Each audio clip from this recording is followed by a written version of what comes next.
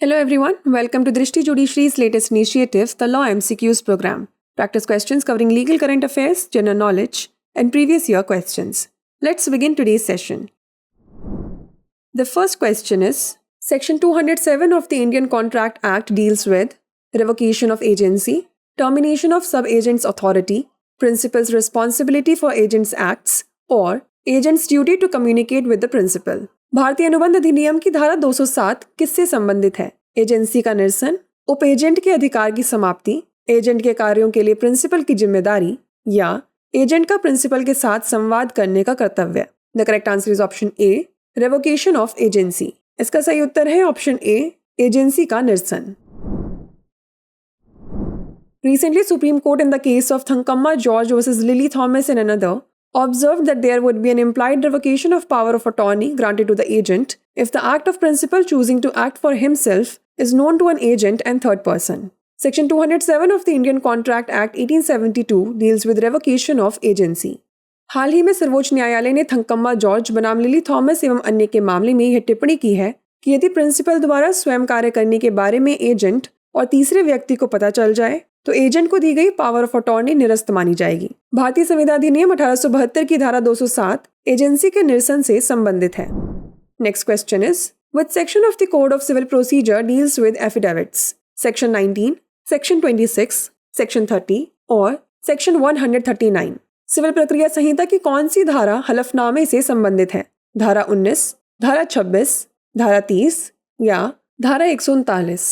The correct answer is option D, section 139। इसका सही उत्तर है ऑप्शन सी, धारा 139। Recently, Indian Medical Association versus Union of India, the Supreme Court slammed state licensing authorities for inaction on their part. Certain affidavits had been filed while others remained to be placed before the court. Section 139 of the Code of Civil Procedure 1908 deals with affidavits. हाल ही में Indian medical association बनाम भारत संघ मामले में सर्वोच्च न्यायालय ने राज्य licensing प्राधिकरणों को उनकी ओर से निष्क्रियता के लिए फटकार लगाई थी। कुछ हलफनामे दायर किए गए थे जबकि अन्य को अदालत के समक्ष प्रस्तुत किया जाना बाकी था। सिविल प्रक्रिया संहिता 1908 की धारा 139 हलफनामों से संबंधित है। Next question is, section 6 of the Hindu minority and guardianship act 1956 deals with age of majority, natural guardians of a Hindu minor, custody of minor children और मेंटेनेंस ऑफ माइनर्स। हिंदू अल्पवयस्क और संरक्षिता अधिनियम 1956 की धारा 6 किससे संबंधित है? बालिग होने की उम्र, हिंदू नाबालिग के प्राकृतिक अभिभावक, नाबालिग बच्चों की अभिरक्षा या नाबालिगों का भरण पोषण। The correct answer is option B, natural guardians of a Hindu minor. इसका सही उत्तर है ऑप्शन बी, हिंदू नाबालिग के प्राकृतिक अभिभावक। Section 6 of the Hindu minority and guardianship act 1956 defines the natural guardians of a Hindu minor, which includes both boys and girls, legitimate or illegitimate. This section outlines that the father is the natural guardian for a legitimate minor boy and an unmarried minor girl, and after him, the mother. Hindu अल्पवयस्क एवं संरक्षिता अधिनियम 1956 की धारा 6 में हिंदू नाबालिग के प्राकृतिक संरक्षकों को परिभाषित किया गया है, जिसमें वैध या नाजायज लड़के और लड़कियां दोनों शामिल हैं। इस धारा में यह रेखांकित किया गया है कि पिता वैध नाबालिग लड़के और अविवाहित नाबालिग लड़की का प्राकृतिक अभिभावक है और उसके बाद माता। Next question is, which section under BNSS deals with service when person summoned cannot be found? Section 22, Section 35, Section 50 और Section 66। BNSS के अंतर्गत कौन सी धारा जब सम्मानित व्यक्ति नहीं मिल पाता से संबंधित है?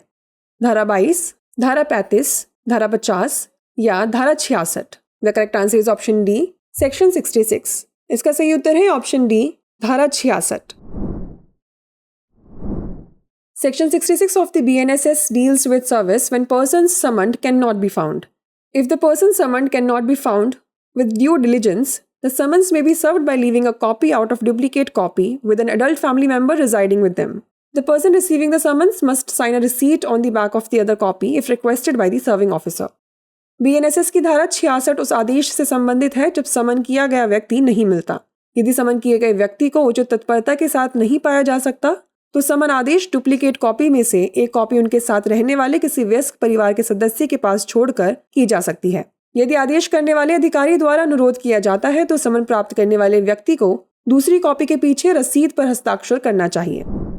Last question is, section 5 of the limitation act 1963 applies to suits, execution of decree, appeal and application और ऑल ऑफ द अबव। परिसीमा अधिनियम 1963 की धारा 5 किस पर लागू होती है?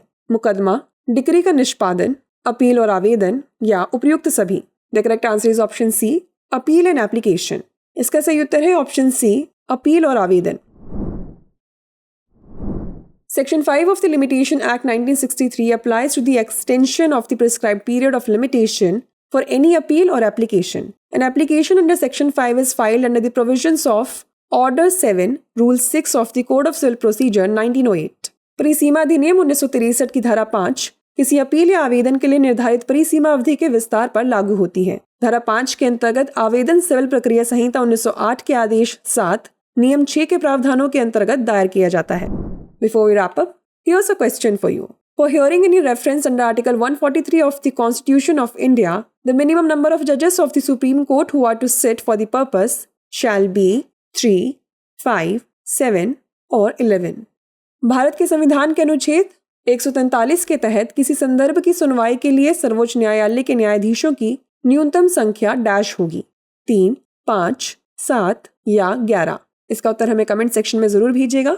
ऐसी और वीडियोस देखने के लिए लाइक, शेयर और सब्सक्राइब करना ना भूलें। धन्यवाद। डियर व्यूअर्स, अपने एग्जाम की तैयारी को और बेहतर करने के लिए हमारे चैनल को लाइक, शेयर और सब्सक्राइब करना ना भूलें।